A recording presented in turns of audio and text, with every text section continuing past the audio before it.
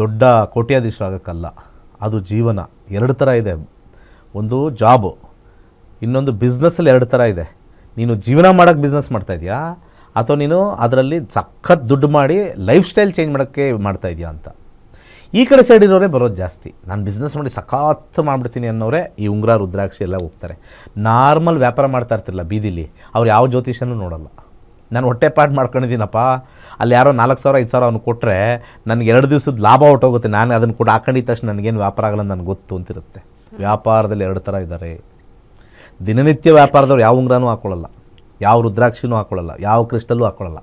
ಈ ಅರ್ಧಂಬರ್ಧ ಇರೋರಿಗೆ ನಾನು ಹೇಳ್ತಾ ಇರೋದು ಜ್ಯೋತಿಷ ಫಸ್ಟ್ ಕಲೀರಿ. ಅರ್ಧಂಬರ್ಧ ಒಂಥರ ತ್ರಿಶಂಕು ಸ್ಥಿತಿಲಿ ಇರ್ತೀರಿ ನೀವೆಲ್ಲ, ಅಂಥವ್ರಿಗೆ ಮಾತ್ರ ಈ ಜ್ಯೋತಿಷ ಭಾಳ ಇಂಪಾರ್ಟೆಂಟ್ ಆಗುತ್ತೆ. ನಿಮ್ಮ ಜೀವನದಲ್ಲಿ ಬರೆದಿಟ್ಟಿರುತ್ತೆ, ನಿಮ್ಗೆ ಏಳಿಗೆ ಇಲ್ಲ ಅಂತ ಮಾಡೋಕ್ಕೆ ಹೋಗಬೇಡಿ. ಅದನ್ನು ತಿಳ್ಕೊಂಡ್ಬಿಟ್ರೆ ಒಳ್ಳೆಯದು. ಅದಕ್ಕೆ 65,000 ಜನಕ್ಕಿಂತ ಹೆಚ್ಚಾಗಿ ಇವತ್ತು ಜ್ಯೋತಿಷ್ಯ ಕಲಿತು ಇದರಲ್ಲಿ ಇನ್ನೂ ಏನೋ ಮರ್ಮ ಇದೆ ಅಂತ ಹೇಳಿ ಮಾಡಿದ್ದಾರೆ. ಭಾಳ ಇಂಪಾರ್ಟೆಂಟಾಗಿ ತುಂಬ ಜನ ಜ್ಯೋತಿಷ್ ನಾನು ಬಿಸ್ನೆಸ್ ಎಲ್ಲ ಸರಿ ಇಲ್ಲ ಅಂತ ಬಂದು ಜ್ಯೋತಿಷ್ಯ ಕಲಿತು ಜ್ಯೋತಿಷ್ಯನೇ ಬಿಸ್ನೆಸ್ ಆಗ್ಬಿಟ್ಟಿದೆ ಅವ್ರಿಗೆ, ಅಲ್ಲೇ ಜಾಸ್ತಿ ಸಂಪಾದನೆ ಮಾಡ್ತಾ ಇದ್ದಾರೆ.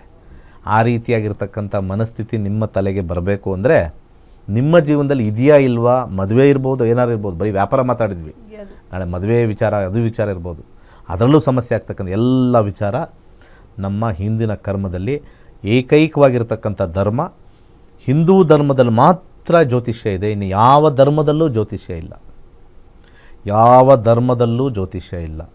ಇದು ನಮ್ಮ ಫಸ್ಟ್ ಧರ್ಮ. ಇದು ಪ್ರಪಂಚದಲ್ಲೇ ಲೋಕದಲ್ಲೇ ಮೊದಲ ಧರ್ಮ ಇದು. ಯಾರಾದರೂ ಬೇರೆ ನಾವು ಈ ಕ್ಯಾಸ್ಟ್ ಅಂತ ಈ ರಿಲಿಜನ್ ಅಂತಂದರೆ ಅವ್ರ ತಾತ ಮುತ್ತಾತ ಮೂಲಕ್ಕೆ ಹೋದರೆ ಅದು ಸನಾತನ ಧರ್ಮವೇ, ಅದು ಹಿಂದೂ ಧರ್ಮವೇ. ಇಷ್ಟು ಮೈಂಡಲ್ಲಿ ಇಟ್ಕೊಳ್ಳಿ. ಸೊ ಅಲ್ಲಿಂದ ಬಂದಿರತಕ್ಕಂಥ ಜ್ಯೋತಿಷ್ಯ ಕರ್ಮ ಸಿದ್ಧಾಂತರ ಪ್ರಕಾರ ಬಂದಿರುತ್ತೆ. ಹಿಂದಿನ ಜನ್ಮದಲ್ಲಿ ಏನು ಮಾಡಿರ್ತೀವಿ ಅದು ಬಂದಿರುತ್ತೆ. ಅದಕ್ಕೋಸ್ಕರ ಕೆಲವರು ಏನು ಮಾಡಲ್ಲ, ಮನೇಲಿ ಮಲ್ಕೊಂಡಿರ್ತಾರೆ, ಐಷಾರಾಮಿ ಜೀವನ ಮಾಡಿರ್ತಾರೆ. ಕೆಲವರು ದಿನ ಬೆಳಗ್ಗೆಯಿಂದ ಸಾಯಂಕಾಲ ಚಾಕರಿ ಮಾಡ್ತಾಯಿರ್ತಾರೆ. ಯಾವುದೊಂದು ಸೈಕಲಲ್ಲ, ಒಂದು ಮೊಪೆಡಲ್ಲ, ಏನೂ ತೊಗೊಳಕ್ಕಾಗಲ್ಲ, ಒಂದು 2 ವೀಲರ್ ತಗೊಳಕ್ಕಾಗಲ್ಲ. ಆ ರೀತಿ ಪರಿಸ್ಥಿತಿಲಿ ಇರ್ತಾರೆ. ಅದೆಲ್ಲ ಜಾತಕದಲ್ಲಿ ಬರೆದಿಟ್ಟಿರುತ್ತೆ. ಹಾರಾಡೋದಕ್ಕಿಂತ ಹೆಚ್ಚಾಗಿ ಜ್ಯೋತಿಷದಲ್ಲಿ ನನ್ನ ತಲೆಯಲ್ಲಿ ನನ್ನ ಒಂದು ಅಂಶದಲ್ಲಿ ಏನಿದೆ ಅಂತ ತಿಳ್ಕೊಳ್ಳೋಕ್ಕೆ ಒಂದು ಸಣ್ಣ ಮೊತ್ತದಲ್ಲಿ ನಿಮ್ಮ ಜೀವನವನ್ನು ತಿಳ್ಕೊಳ್ಳೋಕ್ಕೆ ಮಾಡ್ತೀವಿ. 11ನೇ ತಾರೀಕು ಫ್ರೀ ಕ್ಲಾಸಸ್ ಇದೆ. ಹಾಗೆ 20ನೇ ತಾರೀಕು ನಮ್ಮ 15 ದಿವಸದ ಕೋರ್ಸಸ್ ಇರುತ್ತೆ. ಬನ್ನಿ, ಜೀವನ ಏನು ಅಂತ ತಿಳ್ಕೊಳ್ಳೋಕ್ಕೆ ಈ ಕೋರ್ಸ್ ನಿಮಗೆ ಹೆಲ್ಪ್ ಆಗುತ್ತೆ. ಒಳ್ಳೆಯದಾಗ ಓಕೆ, ಮುಂದುವರ್ಸೋಣ ಗುರುಜಿ. ಬ್ರೇಕ್ ತಗೊಳ್ಳೋಣ. ಹೇಳಿದ್ರು ಜ್ಯೋತಿಷ್ಯದಲ್ಲಿ ಎಷ್ಟೆಲ್ಲ ವಿಚಾರ ತಿಳ್ಕೊಳ್ಬೋದು ಅಂತ. ಇನ್ನೆಲ್ಲ ತಿಳ್ಕೊಳ್ತೀರಾ ಅನ್ನೋದ್ರ ಬಗ್ಗೆ ಈ ವಿಡಿಯೋದಲ್ಲಿದೆ, ಸಂಪೂರ್ಣವಾಗಿ ನೋಡ್ಕೊಂಡು ಬನ್ನಿ.